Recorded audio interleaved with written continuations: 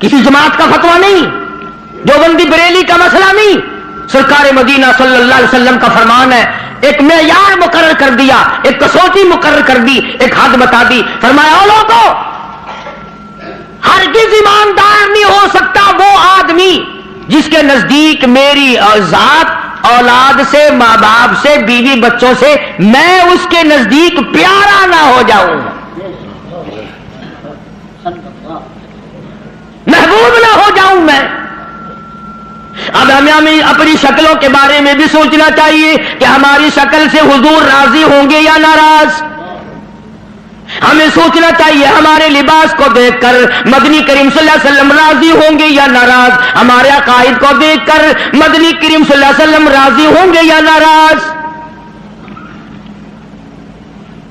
اس بات کا فکر تو صحابہ کرام نے کیا، مدینے سے روانہ ہوئے ہیں نہتے مسلمان، غریب مسلمان، درختوں کے پتے چبانے والے مسلمان۔ حضور کریم صلی اللہ علیہ وسلم فرماتے ہیں میں نے مصعب بن عمیر کو دیکھا جو اتنا امیر گھر کا بیٹا تھا، ایک ایک دن میں 200 کے 2 جوڑے بدلا کرتا تھا، اتنا فلیل میں ڈوبا رہتا تھا۔ حضور کریم صلی اللہ علیہ وسلم فرماتے ہیں جب میں نے مدینہ میں مصعب بن عمیر کو دیکھا رضی اللہ تعالی عنہ، ایک چادر تھی، کرتا نہیں، سلوار نہیں، تہمند نہیں، اور تب ایک چادر ہے جو سر سے پیروں تک لپیٹ رکھی ہے، اور حضور کی آنکھوں میں آنسو آ گئے صحابی کا یہ لباس دیکھ کر، اس میں 12 پیوند لگے ہوئے تھے۔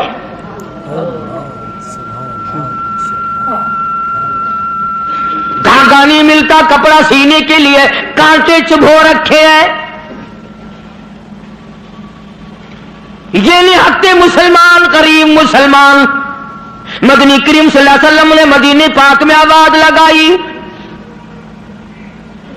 اَلَا تُؤْمِنُونَ بِاللَّهِ وَرَسُولِهِ وَتُجَاهِدُونَ فِي سَبِيلِ اللَّهِ،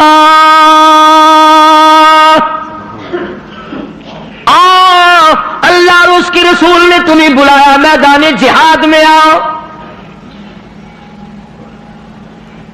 جب سے مسلمانوں نے میدان جہاد چھوڑا ہے نا، ذلت کی موت مر رہے ہیں، رسوائی کی موت مر رہے ہیں، جانوروں کی موت مر رہا ہے مسلمان۔ یہ جاہدو جاہدو جاہدو جو قرآن کریم میں ہے، یہ مسلمان کے لیے اور کس کے لیے؟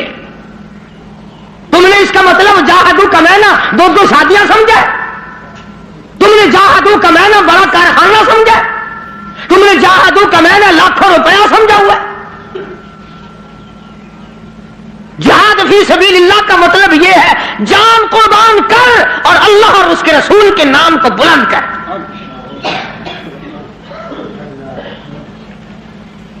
دو مسلمان نوجوان مکہ مکرمہ میں گرفتار ہیں، کافروں کے پاس ہیں۔ اندازہ لگاؤ ملتان کے لوگوں، مکہ مکرمہ سارا کافروں کا، سارے کا سارا مشرکوں کا مکہ ہے، اقتدار ان کا، حکومت ان کی، دولت ان کی، 2 کالی کملی والے صلی اللہ علیہ وسلم کے غلام ہیں، پکڑ کر تختہ دار پہ لٹکانے کے لیے، سولی چڑھانے کے لیے لے آئے، میدان میں کھڑا کر دیا۔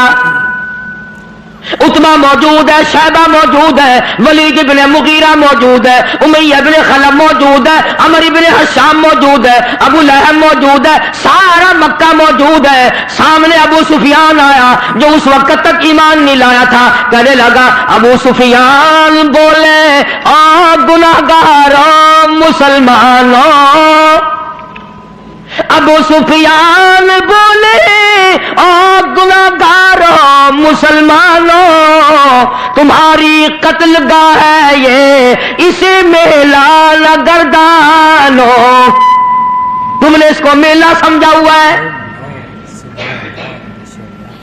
اگر تم اسلام کو چھوڑ دو، اگر تم ایمان کو ترک کر دو، اگر تم محمد عربی صلی اللہ تعالی علیہ وسلم کا دامن چھوڑ دو، اگر تم قرآن کا انکار کر دو، ایمان کا انکار کر دو، تو کہتا رہائی دیں گے تم دونوں کو اور خوشحال کر دیں گے، تمہیں دیں گے اتنا کہ مالو مال کر دیں گے، تمہیں بڑا مال دیں گے، ہم تمہیں اپنی بیٹیاں دے دیں گے، دولت دے دیں گے، بہت بڑا آدمی بنا دیں گے، آؤ کالی کملی والے کا دامن چھوڑ بڑھ کر ہم میں شامل ہو جاؤ.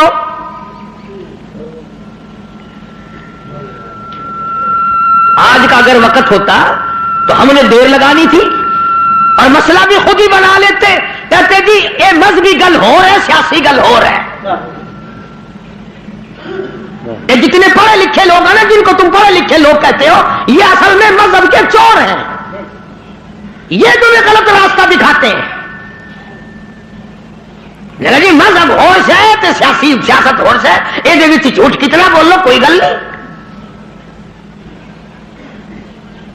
دونوں نوجوانوں کو بار بار کہتا ابو سفیان آؤ, انکار تم کر دو تمہیں سب کچھ میں دوں گا. بار بار کہتا ابو سفیان بولے او گناہگاروں مسلمانوں آؤ میدان میں, چھوڑ دو ان باتوں کو. تمہاری قتل گاہ ہے یہ اسے میلان گردانوں, تمہیں سولی پہ چڑھائیں گے, تمہارا ریزہ ریزہ کر دیں گے, تمہارا قیمہ بنا دیں گے. تم کتنے خوبصورت ہو, تم کتنے حسین ہو, تم کتنے قداور جوان ہو. اور نوجوانوں اپنی جوانی پہ ترس کھاؤ, اپنے آپ کو بچاؤ. مال دیں گے بڑا, بیٹیاں دیں گے تمہیں اپنی. دونوں نوجوان مسکرائے. اللہ غنی گلے میں پھاندی کا پھندا ہے, پھانسی کا پھندا پڑا ہوا ہے, سامنے سارا مکہ موجود ہے, موت سامنے منڈلا رہی ہے. دونوں کے دونوں کہنے لگے اگر قارون کی دولت زمانے بھر کا مال و زر, اگر قارون کی دولت زمانے بھر کا مال و زر ملے اسلام کے بدلے ہم تھوک دیں اس پر. سرکار مدینہ صلی اللہ علیہ وسلم کی عظمت کے مقابلے میں, محبت کے مقابلے میں, اطاعت کے مقابلے میں, اور حضور کے لائے ہوئے قرآن کے مقابلے میں, دین و ایمان کے مقابلے میں اگر تم دولت لاتے ہو ہم دولت پہ تھوکتے ہیں, ہم تمہاری خوبصورت بیٹیوں کے منہ پہ تھوکتے ہیں. سرکار مدینہ کے جوتے مبارک کی توہین گوارا نہیں.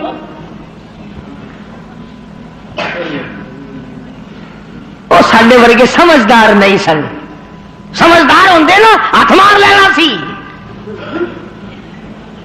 کم کر جاندے اپنا.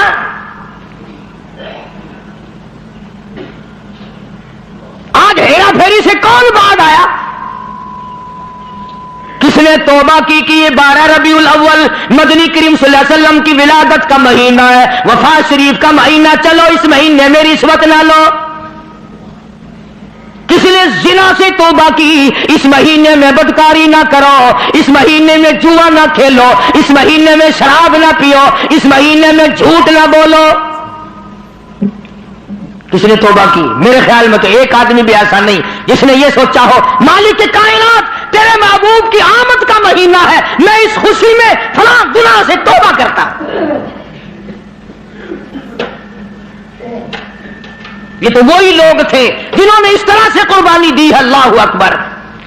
جنگ بدر ہے, نہتے مسلمان, ہتھیار نہیں, سواری نہیں. اندازہ لگا, ساری فوج کا سامان دیکھو, ساری فوج کا سامان دیکھو, پورے لشکر محمدی کا سامان دیکھو صلی اللہ علیہ وسلم. کہتا تھے ان کے پاس 2 گھوڑے 6 زرے 8 شمشیریں, پلٹنے آئے تھے یہ لوگ دنیا بھر کی تقدیریں. چند 8 تلواریں, ساری کی ساری 8 تلواریں محمد کریم صلی اللہ علیہ وسلم کی کے لشکر کے پاس. عجیب سا لشکر ہے, عجیب سا انداز ہے.